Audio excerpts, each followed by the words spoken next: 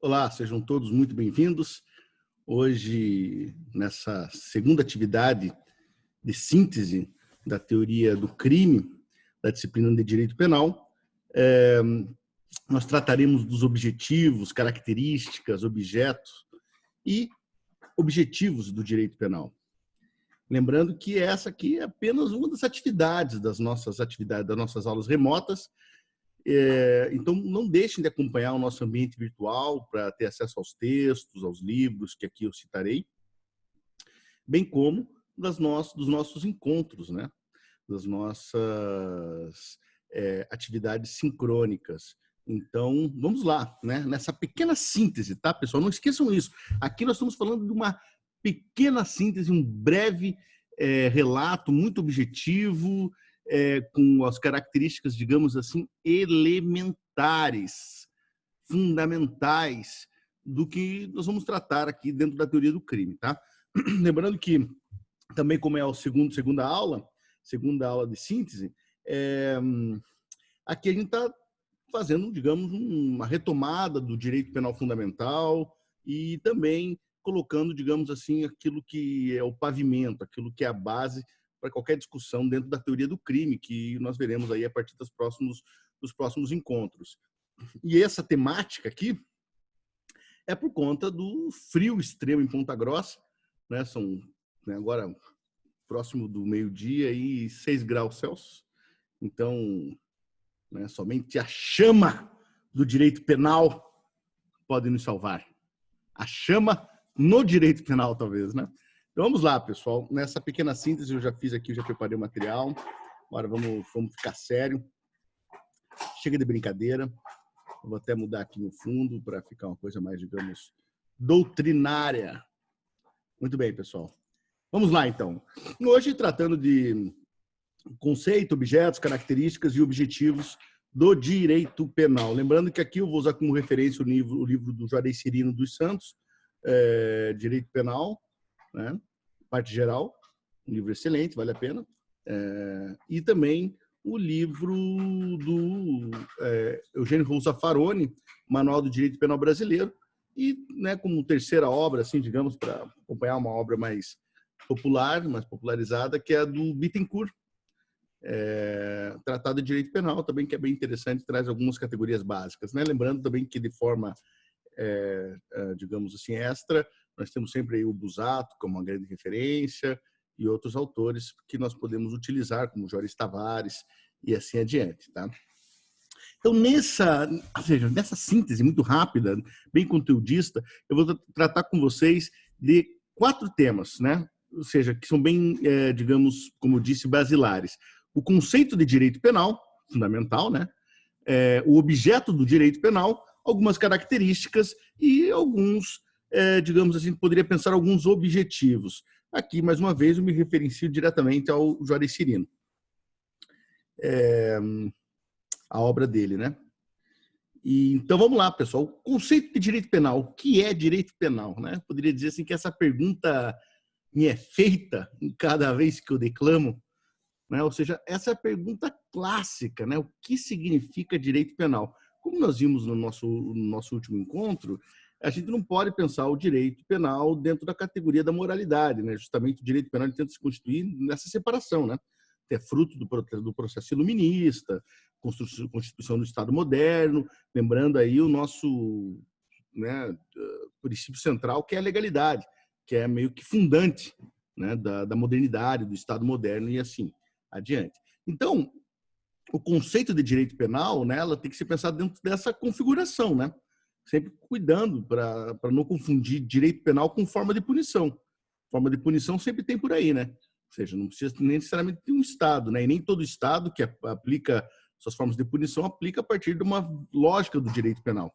Então, quando eu falo de direito penal, estou falando a partir justamente do enquadramento histórico específico, né?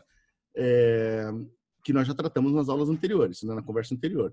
Então, uma definição assim muito basilar, muito básica, eu até nem gosto muito dela, porque é muito reducionista, mas, né, normativamente, conceitualmente, era correta, né? Uma definição boa, ou seja, direito penal, né? E aqui deixa eu trazer aqui a cor. o direito penal como um conjunto de normas jurídicas que tem por objeto a determinação de infrações de natureza penal e suas sanções correspondentes, penas e medidas de segurança. Então, aqui é uma visão bem normativa, tá, pessoal? Bem instrumental. Então, o direito penal como um conjunto de normas que organiza, né, a definição daquilo que é valorado como crime, ou seja, quais são as condutas humanas definidas ou definíveis como crime, quais são os seus critérios, né? Bem como as penas correspondentes, ou seja, o que ocorrerá quando alguém realizar essa conduta, né? Ou seja, será tratada como. Então, a gente pode imaginar, né, aqui que essa definição, né, quanto mais apurada, quanto mais, digamos, burilada for, melhor compreende-se, né, qual é o Estado que estamos falando, né, de que tipo de Estado, de que tipo de nação, né, como que se pensa a estrutura política, né? Então, é muito legal saber que estudar direito penal, em certa medida, a teoria do crime, sobretudo quando você contrasta ela com o ambiente empírico, com a visão empírica, ou seja, com a experiência da prática cotidiana do direito penal, permite você compreender como opera a nação, né? Acho que alguém dizia assim que quer conhecer uma nação, não vá aos palácios, vá às palafitas, vá às prisões, né? Ou seja, é lá que realmente a gente vê como um Estado opera.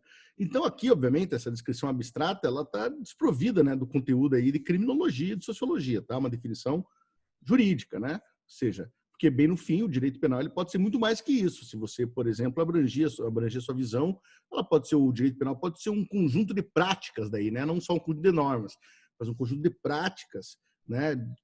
A partir do agenciamento de normas, ilegalismos, legalidades, ilegalidades, né? Que pode ser objeto da ciência sociológica, da ciência criminológica, tá? Então, mas de base serve isso aqui. Então, quando eu digo um conjunto de normas jurídicas, é justamente, né, esse aparato todo que nós vamos estudar aqui, que vocês também já estão vendo, né, que tem os aspectos legais, mas também normas, né, a partir de interpretações, né, de princípios e de dispositivos jurídicos que permite, por exemplo, você pensar em determinadas normas jurídicas que não fazem, inclusive, parte do conteúdo legal de forma expressa, como a ideia, por exemplo, do bem jurídico e a ideia do princípio da insignificância. Mas, obviamente, faz parte do conjunto normativo, né? Porque, justamente, norma não pode se confundir com lei, coisa básica, né? Isso aí do direito. Bem, então, a gente pode pensar o seguinte, que a gente pode dividir também de forma muito normativa e básica o direito penal, né? Assim, por assim dizer, esse conceito fundamental, como uma definição de crimes, né?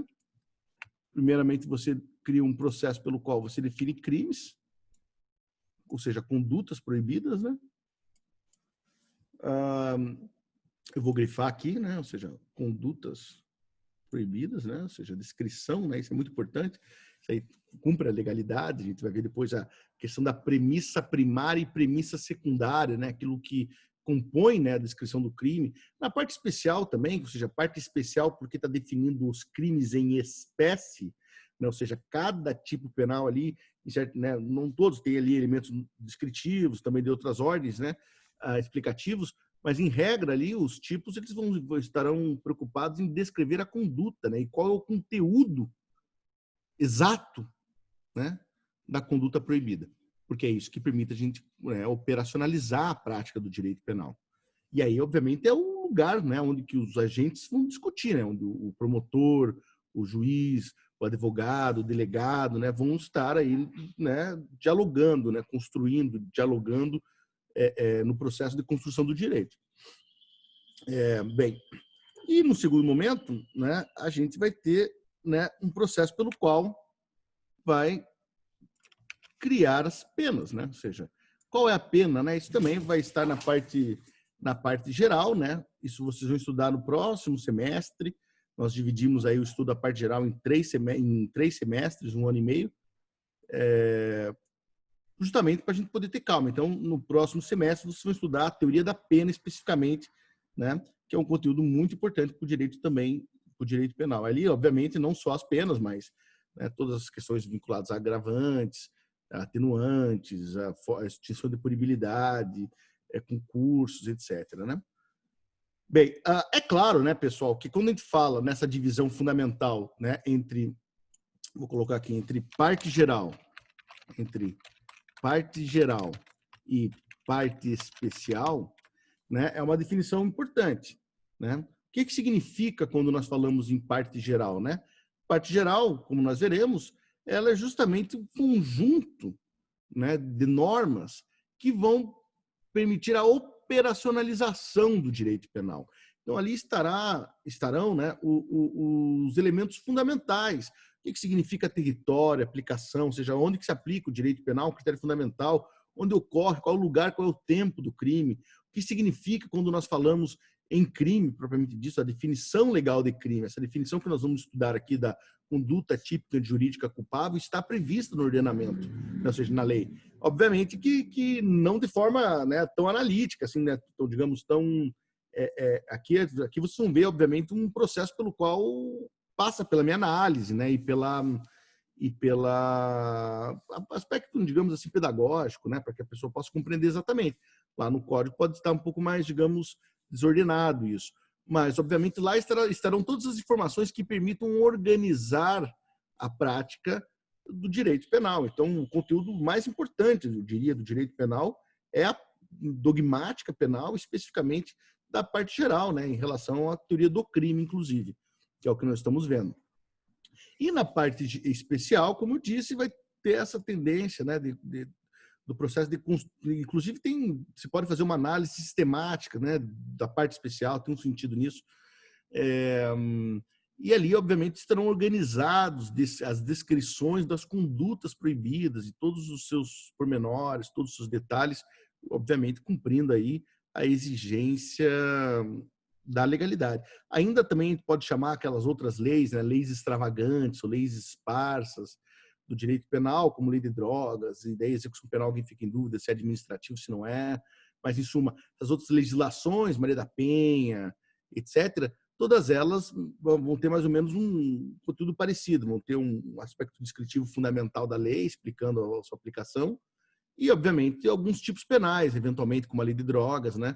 Ele tem no artigo 28, artigo 33, 34, 35, vão na lei 11.343, na lei de drogas, ali vai ter especificado a conduta típica, mas anteriormente vão ter outros dispositivos, né? Orientando a política pública de drogas, ou mesmo passando os critérios básicos dessa lei, que é uma lei horrível, né? Mal feita, imprecisa, né? Tentou-se fazer uma melhoria, mas piorou, né? Ou seja, falta aí de um critério técnico mesmo, né? Para poder pensar a criação dessa lei. Mas muito bem, vamos lá, vamos adiante. Então, tranquilo aqui, né, pessoal? Conteúdo básico, assim, né? Não tem muito segredo. Direito penal é só isso? É claro que não, né? Direito penal é muito mais que isso, né? Só que aqui, obviamente, daí na aula, no nosso encontro, nós vamos aprofundar isso, mostrar outras dimensões desse conceito aqui, né? Especificar todas as partes da parte geral, né? E mostrar um pouco também da parte especial. Mas agora, seguindo aí nessa síntese, vamos para o objeto do direito penal. O objeto do direito penal. Bem, eu poderia dizer assim, aqui é um debate muito legal, né? E como nos outros temas, a gente vai poder aprofundar, trazer outras visões, mas também de forma muito rápida, muito célere, muito básica, né? Poderia dizer que o objeto do direito penal, né, fundamental, né, que estrutura, né, que cria a ossadura, que cria a espinha, né, o conteúdo nevrálgico, é a conduta humana. Quando a gente fala em direito penal, a gente está falando disso, a gente está falando de condutas humanas. Esse é um elemento fundamental. Nós vamos passar o tempo estudando isso. Inclusive, é o primeiro elemento que nós vamos estudar aí mais profundamente, tá? De forma apenas para vocês se familiarizarem, para apresentar, né? Vocês podem imaginar, né, que a conduta humana ela tem várias teorias, né? Ela obviamente se alimenta da discussão sociológica do Max Weber, etc. A gente pode pensar aqui basicamente em dois grandes modelos, né? Ações e omissões. Então, elas podem ter um caráter positivo e um caráter negativo. Então, a lei, quer dizer, melhor dizendo, a norma mandando você não fazer, então tem lá a lei dizendo não mate. A norma é né, a lei, quer dizer, a lei dizendo matar alguém, pena de tanto a tanto, a norma diz não mate, não é? Então a lei está falando assim, a norma está falando não faça, porque se você fizer, se você romper a norma, eu vou aplicar a lei em você e você vai ser punido, não é? Porque a lei está dizendo que você não matar as pessoas, quer dizer, a lei não, a norma, melhor dizendo. A omissão é justamente o oposto. A norma diz omissão de socorro, pena de tanto a tanto. Né? Descreve um verbo, né? Omissão, né? E meu cachorro está aqui fazendo barulho. E aí, quando a pessoa... A norma está dizendo o quê, então? Enquanto o verbo é um verbo de omissão, a norma está dizendo faça, haja, porque se você não fizer, eu vou aplicar a lei. E você, vou lhe punir, né? Então, aí é muito interessante esse debate, a gente vai ver como que ele é construído, porque, imagine, né, muitas vezes não, né? A omissão, ela não tem um nexo de causalidade, ou seja, essa relação entre uma ação e um resultado, né? Esse nexo, ele é construído, né? Não existe fisicamente, ele existe apenas no campo da valoração, no campo da norma. Então, é muito interessante esse debate, a gente vai aprofundar isso ao longo do semestre, tá? Então, e obviamente, né, a conduta humana, a partir da conduta humana, nós vamos desenvolver a ideia de crime. E aí é um debate muito legal, né, de criminalização da pessoa jurídica, e o problema que isso implica dentro dessa discussão. É uma discussão que nós teremos aí nos nossos encontros também sincrônicos, justamente dada a profundidade e a necessidade de reflexão. Mas já deixo aqui a indicação do meu querido amigo também professor Décio, Décio Franco Davi, que pesquisa isso, tem uma grande discussão sobre a criminalização das pessoas jurídicas, né? Bem interessante. Mas, basicamente, né, a gente pode imaginar que a derivação da ideia de crime sai da ideia da conduta. Por isso, o conceito de crime ele pode ser pensado, né, a partir disso, então, a partir da conduta. Eu vou passar, então, um conceitinho do crime, só para que a gente vai explorar ao longo do semestre, que está aqui justamente especificado nessa imagem, né, ou seja, essa abreviação do CTAC, né? Então, vamos lá, vamos entender um pouco como que a conduta humana ele está nessa questão do crime. Então, veja, qual que é o conceito de crime? Ação ou omissão. Então, aí já começa, né? Justamente falando de conduta, né? Conduta humana. Dotada de caracteres do tipo de injusto. E aí nós vamos entender o que é isso, né? Que depois a gente vai, nas próximas aulas, vamos aprofundar. Caracteres do tipo de injusto. Tá? Contrário a toda ordenação jurídica. E dos caracteres ou dos critérios de culpabilidade. Então, enquanto tipo penal, né, ou seja, tipo do injusto, né, que ele está considerando o tipo do injusto, né, como um tipo antijurídico, né, é um objeto da reprovação, ou seja, porque é a descrição do crime, então matar alguém, né, ou seja, aquilo ali é o objeto reprovado, ou seja, o comportamento reprovado. Esse comportamento reprovado, ele é antijurídico, ele é contrário ao ordenamento jurídico, ou seja, não tem nenhuma sustentação, nenhuma permissão, nenhuma justificativa que permita fazer legalmente aquilo de forma lícita, e dotadas dos caracteres da culpabilidade. Nas últimas aulas, eu estava discutindo um pouco mais sobre a culpabilidade, é um tema que eu gosto muito. Então, a culpabilidade aqui ela pode ser pensada enquanto o tipo, né, o tipo penal, a definição do crime, matar, né, abortar, né, ou seja, o furto, né, ou seja, subtrair para si ou para outro coisa ali é móvel, expor a perigo de contágio venérea, ou seja, que é o conteúdo, né, ou seja, o objeto, melhor dizendo, da criminalização, objeto da reprovação. A culpabilidade é o seu fundamento, né? Fundamento enquanto quê? Quanto à capacidade da pessoa ter a sua conduta reprovável por 3 elementos fundamentais, né, que nós veremos aí na sequência, né, que é a capacidade biopsicológica, né, que é a imputabilidade, depois uma questão vinculada aí à capacidade de compreensão do caráter ilícito do seu comportamento, muito interessante, adoro, né, o potencial consciência da ilicitude, e por último aí, esse que é para mim é o elemento central, é o elemento genérico, é o elemento normativo principal, né, que dá o fundamento da culpabilidade no nosso uso, que depois nós vamos problematizar também a partir da teoria do Zaffaroni, de culpabilidade e, sobretudo, de culpabilidade por vulnerabilidade, que é o critério da exigibilidade de conduta diversa. Muito interessante, porque ela vai falar sobre a normalidade das circunstâncias, né, para que se possa decidir entre fazer e não fazer o crime. Mas isso aí fica mais adiante, né? Esse será o conteúdo do segundo bimestre. Mas como é uma aula introdutória, vale a pena a gente dar essa caminhada, assim, ainda que seja panorâmica, porque vai familiarizando, né? Então, beleza. Então é isso aí, tá? E não só, como nós sabemos que nós já vimos ali acima, não é só a conduta humana, nós temos também a questão das penas, né? Ou seja, que eu diria, cara, que são o fundamento principal assim da existência do direito penal.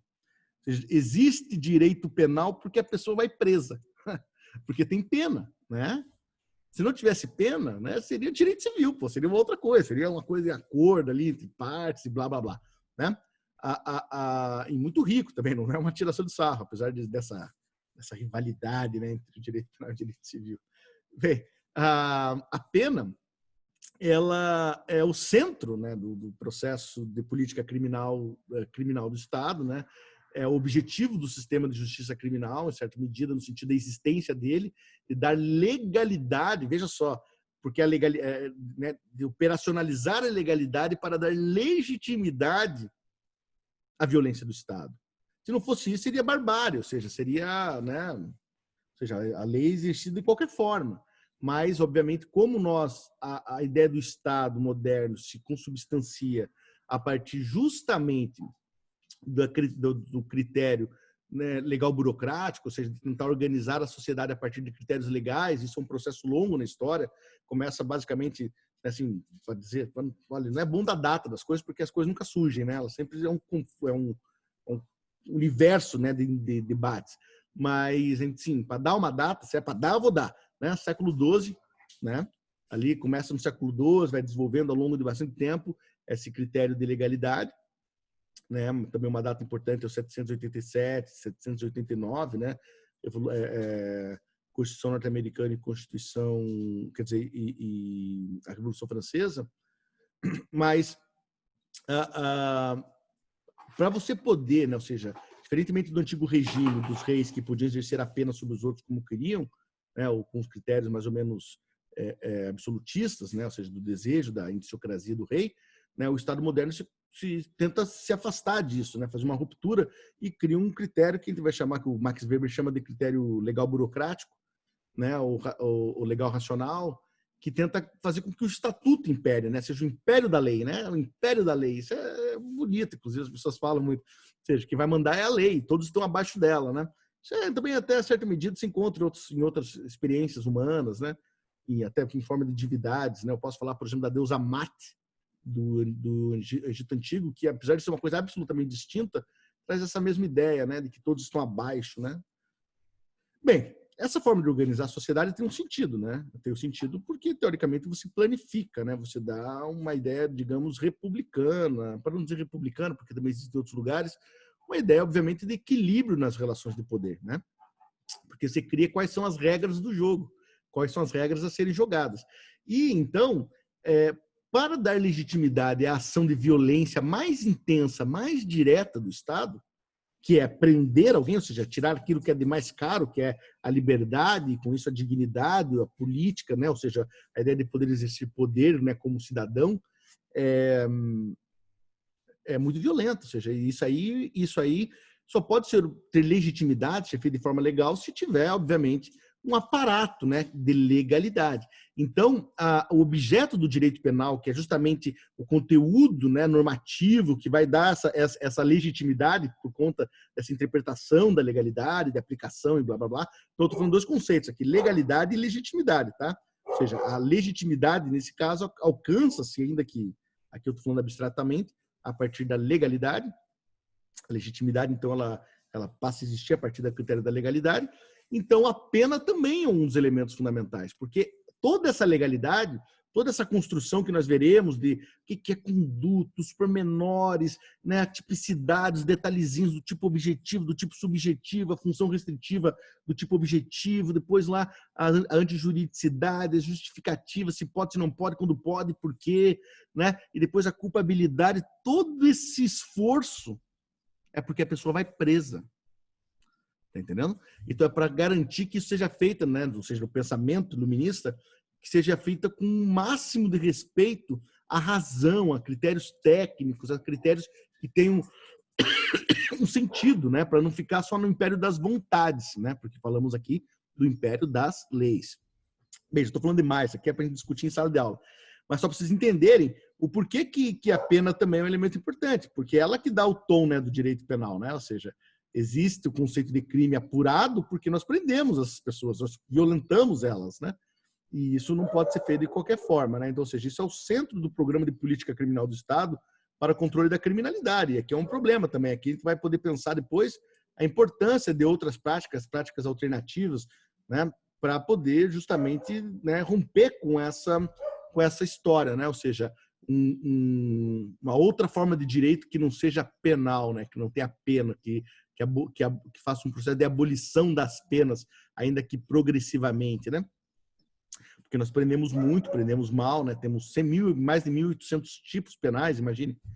Muito bem. Então, nós podemos dividir rapidamente aqui também as penas, que é um elemento central, em 3 grandes categorias, né? Que está no artigo 32 do Código Penal, que vai explicitar, né, a pena privativa de liberdade, não é? Pena privativa de liberdade, como está dizendo ali, aquela que vai permitir aí o cerceamento físico da pessoa. Peço desculpa pela minha cachorra que está latindo aqui, né? Esse trabalho em casa é assim mesmo. Gordo, deixa o pai dar. Então, né, que vão permitir justamente, né, o regime fechado e o regime semiaberto, a pena restritiva e aberto, né, ou seja, os regimes de pena, né? A pena restritiva, por sua vez, são aquelas que vão atribuir restrições à liberdade, né, como proibição de frequentar cabaré, né, de sair de noite, a exigência do trabalho, do estudo. E aqui, os cachorros enlouqueceram aqui em casa, tá? Isso faz parte. E aqui é uma coisa muito interessante, porque, né, às vezes é muito eficaz. Essa forma restritiva de direito é bem interessante de pensar. Por exemplo, as pessoas que cometem crime em estádio, né, ou seja, vão lá e brigam, por exemplo, cometem crimes de racismo, para além da eventual pena privativa que tenha, né, é interessante pensar que a pena restritiva pode ser muito eficaz. Então, por exemplo, você proibir a pessoa de ir no estádio de futebol pode ser muito efetivo, né? A pessoa fica 5 anos sem ir ver jogo, por exemplo. Eu vou pedir licença porque eu acho que aqui talvez tenha chegado o correio, tá? Então eu vou dar um pause aqui.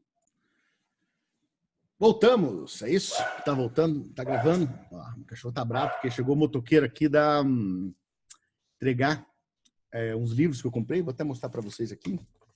Despacotar.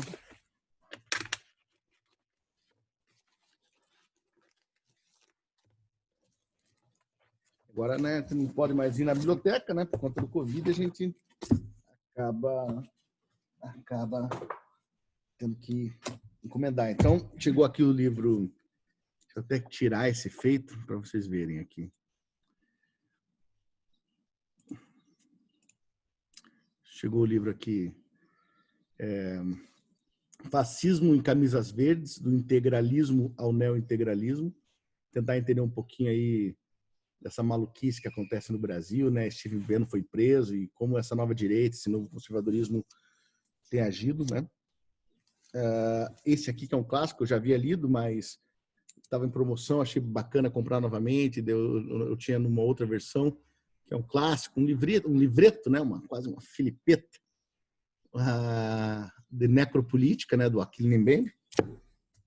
Esse aqui que é um clássico, eu gosto muito desse tema, eu também já tinha lido esse texto em PDF, mas agora sobrou um dinheirinho aí, comprei, né, para valorizar nossos autores, que é a Lilian Schwartz, é uma das maiores escritoras do Brasil, sou fãzaço dela, né, tá na internet e tal. Isso aqui tem uma discussão muito interessante nos últimos capítulos, que eu vou ter que dar uma lida para apresentar no seminário aí. aqui esse Felipe Descolar, Outras Naturezas e Outras Culturas, né? Também um livrinho bem curtinho para discutir um pouco a questão aí das novas outras cosmologias, eurocentrismo, né? Essas formas de perceber o mundo. E também mais um da Lilian Schwartz sobre o autoritarismo brasileiro, né? Um tema aí que eu tenho perseguido aí na tese de doutorado que eu concluí em 2019 e também agora no meu pós-doutorado e nesse novo doutorado que eu estou realizando em Direito, também trabalho um pouco a ideia de autoritarismo. Então, é isso aí. Muito bem, agora só deixa eu passar um alquinho na mão, porque afinal de contas, Covid tá aí.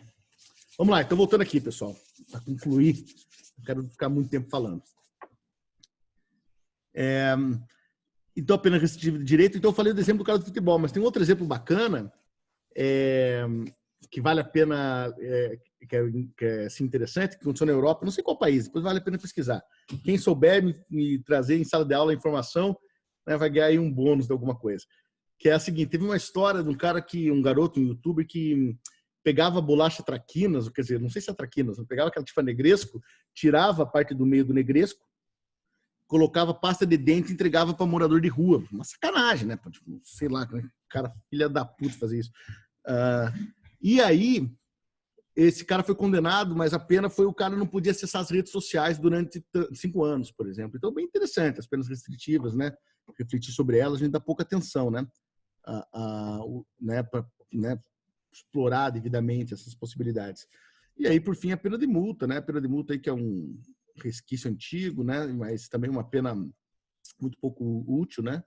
Muito pouco eficaz, né? Então, imagina, né? Quem é preso no Brasil são populações pobres, né? Periféricas. Imagina, a pena de multa do crime de tráfico é ridícula de grande. Então, quem é preso, o cara é um cara, né, geralmente é a ponta do varejo, né? Então, esse sujeito ali, imagine, mal e mal condição tem para pagar um advogado, né? O que dirá para pagar essas multas, né? Então, uma herança aí, muitas vezes pouco efetiva. Vamos lá, seguindo adiante. E aí, por fim, pessoal, nós temos as medidas de segurança, né?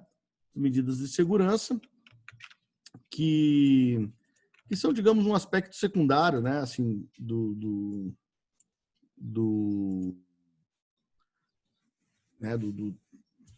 direito penal, né? Ou seja, da teoria do crime, do direito penal, né? Na realidade, instrumento secundário. E justamente serve para aqueles casos em que a pessoa não tem capacidade, né? Ou seja, ele comete um ato, mas aquele ato não é um ato criminoso. Por quê? Porque ele não tem culpabilidade. Mas, por causar perigo à sociedade e ele mesmo, ele é mandado, né, para algum tipo de tratamento, para algum tipo de controle que não é um controle penal. Em teoria, né? Na prática, eu sugiro a vocês assistir o filme Bicho de Sete Cabeças, do Santoro, né? Tem aquela música bonita, Bicho de Sete Cabeças, do Geraldo Azevedo também. E tem outros filmes, né? Um Estranho no Ninho, né? Pô, que não falta filme para mostrar a loucura que é você manter sanatórios, né? Agora já mudou, então nós tivemos um movimento antimanicomial muito forte, ainda existem alguns modelos ainda assim, né? Ainda que inadequados, mas a medida de segurança tem um pouco a ver com isso, né? Então a pessoa, por exemplo, naquele caso, o último caso que teve aí, né? Tem vários casos, né? Ou seja, de pessoas que possuem doença mental, né? Fazem um ato, apresentam um risco a si mesmo e a população, então ele acaba pegando uma pena detentiva. Mas pode ser que ele pegue uma medida de segurança detentiva, ele vai para algum tipo de hospital judicial, coisa do tipo. E pode ter uma medida de segurança não detentiva, né? Exigindo tratamento, algum tipo de controle, né? Então, é uma outra forma bem interessante.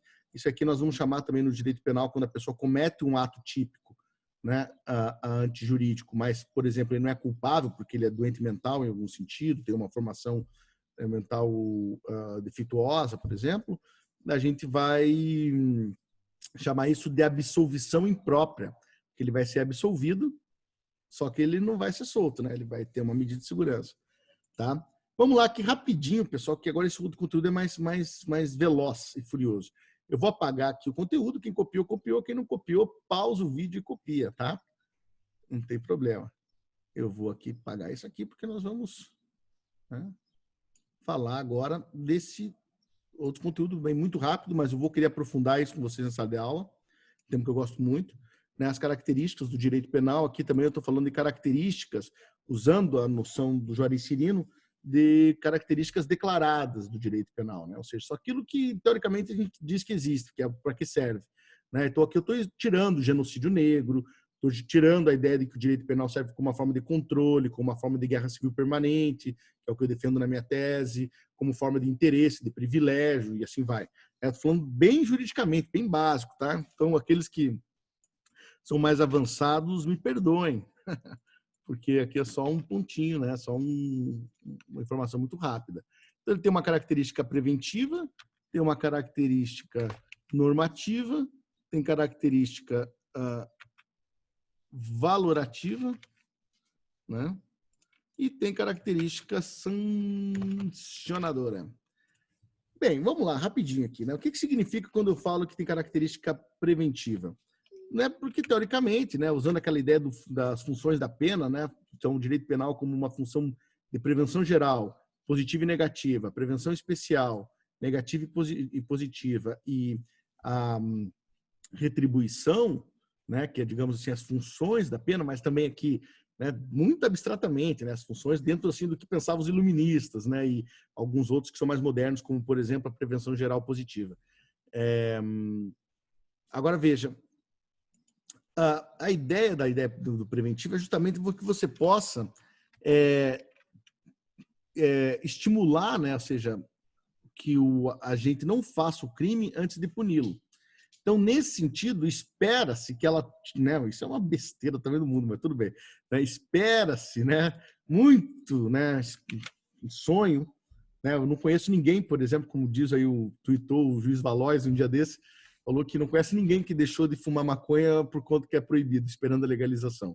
Então, ou seja, porque obviamente, né, isso não é comprovadamente, a criminologia já comprovou, tá? Que isso aí é pouco efetivo, não existe, né? Assim, essa ideia de que você desmotiva, né? Pelo contrário, sabe? Quanto mais direito penal tem uma sociedade, normalmente mais crime ela tem. Essas coisas andam juntos, né? Não é à toa. Bem, normativa. O que é normativa?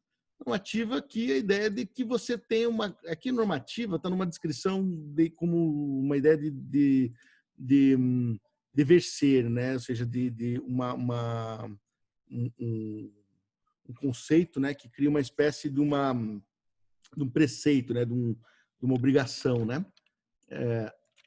Então, ou seja, ciência do direito, e aqui eu coloco ciência entre aspas, né, porque eu não sei se direito é uma ciência, eu acho que não, né, no meu ponto de vista, muito longe de ser uma ciência, é muito mais uma ação política, né, ou seja, é um saber, sem dúvida nenhuma é um saber, tá? Não ser ciência não torna desprezível, apenas diz que ciência é uma coisa mais técnica, uma coisa construída a partir de critérios epistemológicos e metodológicos específicos, que não significa que não se possa fazer uma ciência do direito, né? A partir justamente aí, né, de outros elementos, como sociologia, né, ciência política, antropologia, etc. Tá? Então, ou seja, então tem por conjunto de preceitos, deixa eu arrumar aqui. Tem um conjunto, como é que é? Ciência do direito tem por objeto o conjunto de preceitos legais, o dever ser, né? Dever ser, é ótimo. O dever ser, bem como as consequências jurídicas do não cumprimento dos preceitos normativos, tá? Então, ela cria uma espécie de um dever ser, né? De como as pessoas devem agir. Valorativa. Valorativa tem a ver com normativo também, ou seja, valorativa porque não é uma ciência causal, tá? Não é nenhuma ciência, ou seja, não é causal simplesmente, é valorativo. Ou seja, nem toda morte é punida igual. Por quê? Porque não é o resultado tão importante. O importante é o aspecto valorativo, né? Por exemplo, o desvalor de ação, o desvalor de resultado. Né? A gente pode pensar coisas como, por exemplo, as formas de imputação. Então, ou seja, não é uma relação causal simplesmente. É algo valorativo, é uma imputação. Ou seja, é uma coisa que permite um processo pelo qual você valora a situação, né? Então, ou seja, você cria uma lógica de valor. Por que o infanticídio, por exemplo, que a mãe que mata o filho após o parto, sobre o efeito do estado puerperal, por que ela tem uma pena menor do que um homicídio simples? Porque isso aí tem um aspecto valorativo de imputação, mas não valorativo só do gosto, né? Valorativo no sentido que se cria um processo pelo qual cria uma análise de valoração daquele comportamento. Nesse caso, como a mãe ela tem um processo pelo qual ela interfere na capacidade cognitiva dela, entende-se que ela tem a capacidade de culpabilidade reduzida, o que justifica a pena menor, entendeu? Ou seja, isso aí é um processo valorativo, né? Você valora. Por que você prende o cara que fuma maconha? Né? O cara que está com drogas, por exemplo. Isso é um valor, né? Você cria um processo pelo qual você avalia isso, né? Você cria uma escala, né, valorativa. E aqui é um debate maravilhoso também, tá? Que nós faremos em sala de aula, porque isso aqui dá pano para manga. Olha meus cachorros no fundo ali, eu vou dar privacidade a eles. E sancionadora porque vocês já sabem, porque ela cria sanção, né? Ela pune, né, cara? Eu gosto de dizer que uma outra característica do direito penal, né, muito interessante, é que o direito penal é como um zagueiro ruim. É como um zagueiro ruim. Chega atrasado e com violência, né? A gente pode dizer isso, mas uma característica, sem dúvida, é essa, né? É um zagueiro ruim, chega atrasado com violência, né? Apesar de todo esse esforço, né? Não dá para negar que houve um esforço muito longo, né? De pensar assim, né? Esse esforço de pensar esse conteúdo técnico, esse instrumento social de controle, né? Do Estado, né? Planificado, não é um sucesso, pelo contrário, é um grande problema, né? Nós vamos criar recorrentemente, já nasce fracassado, mas não diminui o esforço, né, hercúleo de vários intelectuais ao longo de séculos, né, em pensar, né, em tentar racionalizar a violência, já que ela parece ser uma constante, né, na experiência humana. Sobretudo quando exercido a partir, né, de instituições, né, que é o mais grave, né? Quer dizer, que geralmente é o que gera a violência mais intensa, né? Bem, aqui, pessoal, por último, eu não vou nem colocar aqui no quadro, porque eu vou indicar para vocês darem uma olhada justamente no capítulo que está indicado no plano de aula lá do livro, que lá está indicado também. Vou parar de fazer publicidade aqui, porque as editoras não me mandaram os livros de graça. Não estou brincando aqui. Que os objetivos, ela que pode ser muito, tá, pessoal? A gente pode pensar basicamente em dois grandes espectros, e aqui eu vou usar também mais uma vez o Juarez Cirino. A gente pode pensar em objetivos declarados, ou seja, aquilo que é evidente, aquilo que é oficial. E a gente pode pensar que eu não gosto, na realidade, dessa palavra objetivo, porque ela dá uma ideia de intencionalidade, tá? Então, eu não gosto dessa ideia de intencionalidade, porque, né, o tipo de leitura sociológica que eu faço a partir do Pierre Bourdieu e outros autores, ela pensa de forma mais complexa essa rede de construção de sentidos do que propriamente uma intencionalidade do tipo, né, a elite global, coisa do tipo, né? Então, assim, a ideia de objetivos, ela pode ser mudada, entendeu? Como né, o objetivo declarado tem sentido, mas o objetivo, né, objetivo não oficial, né, oficial,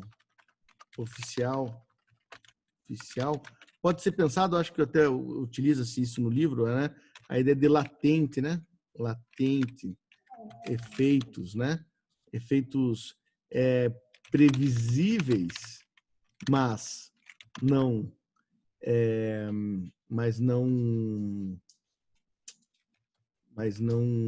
planejados, talvez, né? Não sei. Que a gente vai discutir mais em sala de aula isso, porque aqui é bem um espaço de discussão de criminologia, né? Discussão da sociologia do crime. Ou seja, a gente tem que entender o quê? Que há um discurso normativo, ou seja, do que serve o direito penal. O objetivo do direito penal, por exemplo, é limitar a violência do Estado. Ou seja, esse discurso que vai falar que o objetivo do direito penal é limitar a violência do Estado é um objetivo declarado. Alguém pode dizer assim, o objetivo do direito penal é dar direitos humanos, né, por exemplo, porque o direito humano é o direito da pessoa ser punida, quer dizer, poder ser julgada, punida dentro de critérios legais específicos, né, que garantam a dignidade. Então, o cara pode falar, o direito penal serve para dar essa dignidade, né, para dar essa segurança, para dar essa legitimidade, para dar, né, a garantia da proteção individual e etc. Né? Tudo isso é discurso oficial, né? É discurso declarado, daquilo que deveria ser, que quase nunca é, né? Ou seja, não existe direito penal no mundo que não seja seletivo.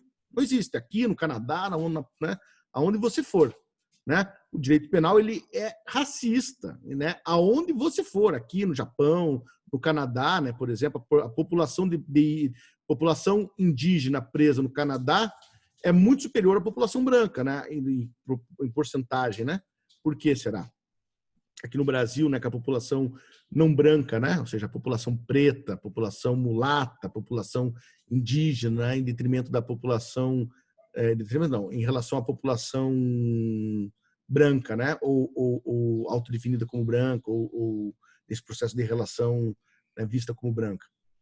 Porque isso também é relacional, né, ou seja, as coisas são relacionais, né, então, ou seja, é óbvio que o direito penal tem efeitos que não são desejados, que não são pensados, e alguém pode pensar que seja, inclusive, planejado, né? Ou, né, não planejado, coloquei interrogação, porque pode ser que faça parte da ideia, né, da organização social se manter a desigualdade a partir do direito penal, garantindo que o pobre, né, obedeça por conta do medo da pena, por medo da polícia, por medo da morte. Só que são tudo muitas teorias aqui. A gente pode pegar o Zaffaroni, o Cirino, o Bittencourt, o Busato, né? Todos esses autores, o pessoal da sociologia que estuda o direito penal, né? O Cante Lima, o Mício, o próprio Pedro Bodet, o pessoal ali do CESP-DH que desenvolve pesquisa na Federal do Paraná, eles vão ter conceitos distintos aqui, né? Sobre quais são os objetivos, né? Eu sei que a gente pode falar em objetivos, mas quais são os efeitos, né? Efeitos perversos do direito penal, como a segregação, a manutenção da desigualdade,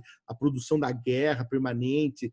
Talvez há quem diga que isso seja, e isso é a minha tese, né, por exemplo, que isso é um elemento central do Estado. O Estado ele precisa justamente desse processo de controle dos ilegalismos, ou seja, dessas legalidades, né, quer dizer, dessas ilegalidades legais, né, ou seja, que alguns podem fazer, né, por agentes do Estado, ou daquilo que a gente pode imaginar como algumas legalidades inconvenientes, né, ou seja, esse controle, né, que se faz da ação do Estado, da violência do Estado, é um problema. Por exemplo, a execução penal, a lei de 7.210, ela não existe no Brasil, ela existe formalmente, porque se for na prisão, ela não existe. Pronto, acabou.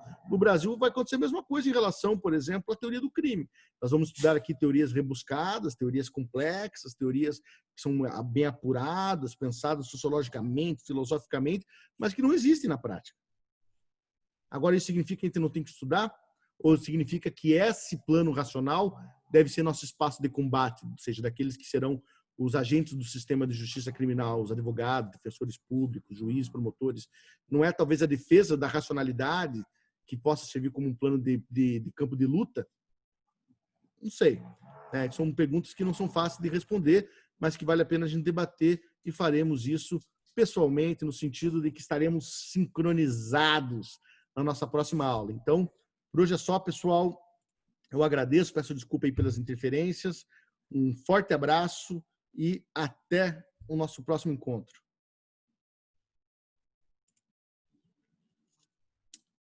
Valeu!